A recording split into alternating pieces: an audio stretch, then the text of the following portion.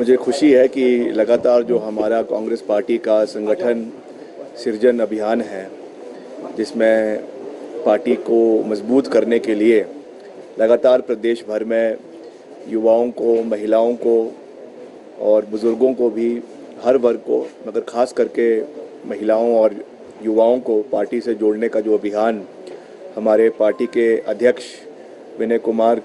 कुमार जी की अध्यक्षता में पूरे प्रदेश के अंदर चल रहा है, उसमें शिमला ज़िला में भी भरपूर योगदान दिया जा रहा है। हमारे ज़िला के अध्यक्ष भाई हरिकृष्ण हिमलाल जी और हमारे शहरी के अध्यक्ष इंदर जी की अध्यक्षता में बहुत से पार्टी में हमारे साथी लगातार जो है वो जुड़ रहे हैं, और हम भी ये प्रयास करते हैं कि जो भी हमारे युवा साथी हैं उनके साथ एक निरंतर जनसंपर्क हो, उनकी बातों को सुना जाए, और जो हमारे युवा के साथ साथ छात्र साथी है प्रदेश और देश के अंदर, उनकी आवाज़ को भी मजबूत किया जाए। तो उसी जो है आज उसी परिक्रम में आज करीबन 70 हमारे साथियों ने कांग्रेस पार्टी का दामन थामा है, जिसमें अधिकतर हमारे साथी जो है वो महिलाएं और युवा हमारे निर्वाचन क्षेत्र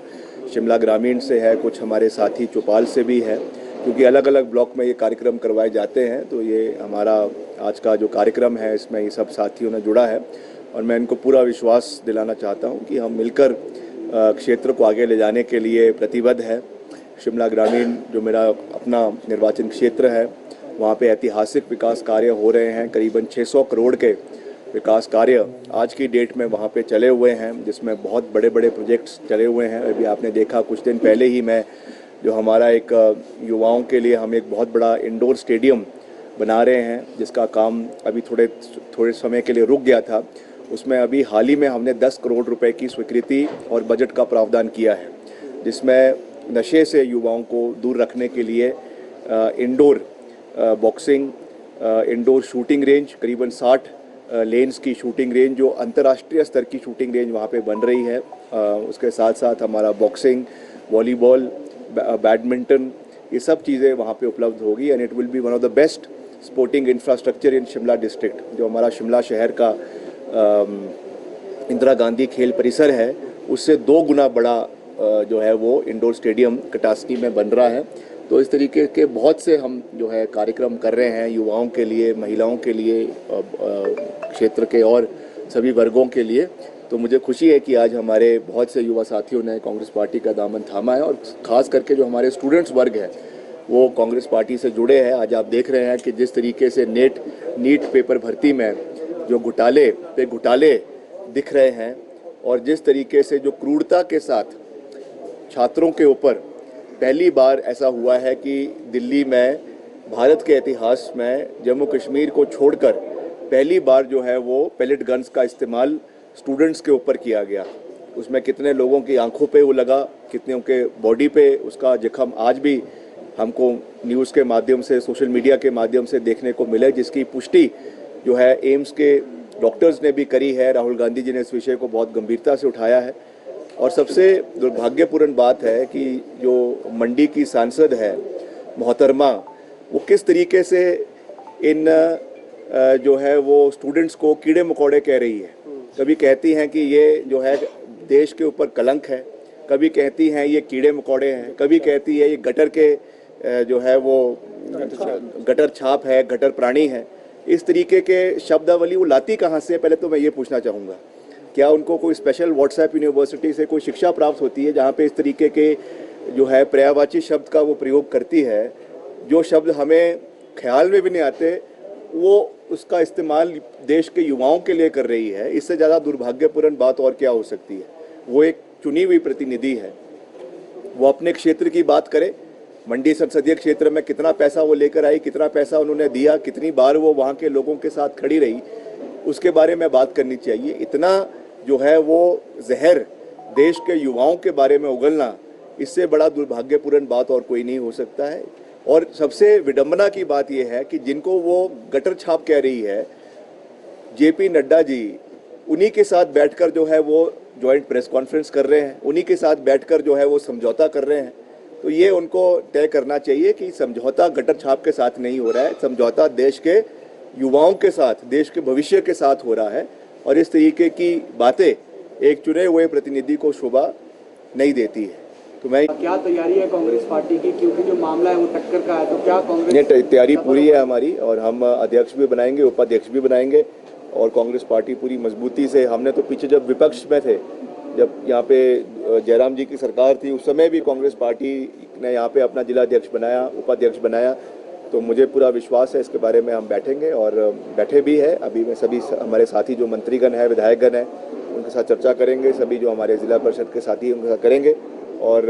पूरी बहुमत के साथ यहाँ पे कांग्रेस पार्टी का ही अध्यक्ष भी बनेगा और उपाध्यक्ष भी बनेगा। भाजपा का तो दावा है सर कि जो शिमला लंबे वक्त से कांग्रेस के कब्जे में रहा, इस बार भाजपा के कब्जे में जाने वाला है। दावा तो वो बहुत अच्छा करते हैं, मगर जो है परिणाम वो हवा हवाई होगा, परिणाम जो है वो कांग्रेस पार्टी के पक्ष में रहेंगे। Thank you. ये देखिए, लगातार हम रोज़ इसके बारे में अपडेट लेते हैं कि कितनी सड़कें प्रदेश के अंदर बंद है, कितनी सड़कें प्रदेश के अंदर खुली है। अगर हम जो है आज की बात करें तो करीबन जो है 120 सड़कें, 211 सड़कें प्रदेश के अंदर जो है वो बंद हुई और उसमें से 121 सड़कें जो हैं वो आज शाम तक खोल दी जाएगी और अगले 37 सड़कें जो हैं वो कल तक खोल दी जाएगी और उसमें हमारी मशीनें जो है वो डिप्लॉयड है, करीबन 560 मशीनरी, जिसमें हमारी 72 आपकी टिपर है, आपके 18 डोजर्स है, रोबोज है और हायर्ड मशीनरी भी है, जेसीबी, जिसमें हमारी डिपार्टमेंट की 119 है और हायर्ड जो है वो जेसीबी 270 जेसीबीज हमने हायर करी हुई है। तो कुल मिला के 560 के करीब मशीनरी लगी हुई है। अभी मैंने कल भी एक इंस्टेंस देखा जहाँ पे कुछ जो हमारे बागवानों ने पद्दर क्षेत्र में, मंडी में जो है वो गुस्से में आकर कुछ सब्जियां जो है वो कई नाले में फेंक दी। मैं उनसे माफ़ी भी मांगना चाहूँगा और उसका मैंने कड़ा संज्ञान आज सुबह ही लिया। मैंने आज सुबह ही उसके बारे में ईएनसी और सेक्रेटरी पीडब्ल्यूडी से बात करी। हालांकि वो कुछ घंटे बाद वो सड़क खोल दी गई थी क्योंकि बारी बारी उसमें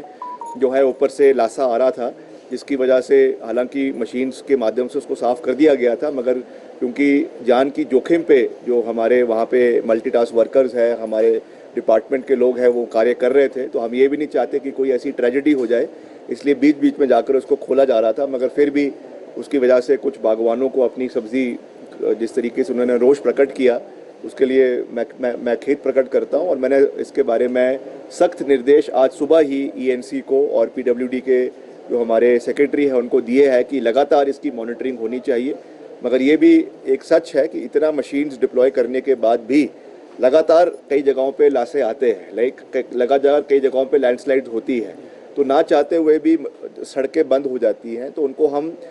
थोड़े समय के लिए बंद करने के बाद, उनको बंद होने के बाद उनको खोलने का प्रयास किया जा रहा है। जैसा मैं कह रहा हूँ, लगातार हमने जो हमारा ऑनलाइन डैशबोर्ड है उसमें पूरे प्रदेश की रिपोर्ट्स हमको उसमें आ रही है और कहाँ पर सड़कों को बंद है, कैसे उनको खोलना है, उसके लिए हमने उनको डेडलाइन दी हुई है कि 24 घंटे के अंदर अंदर हर हाल में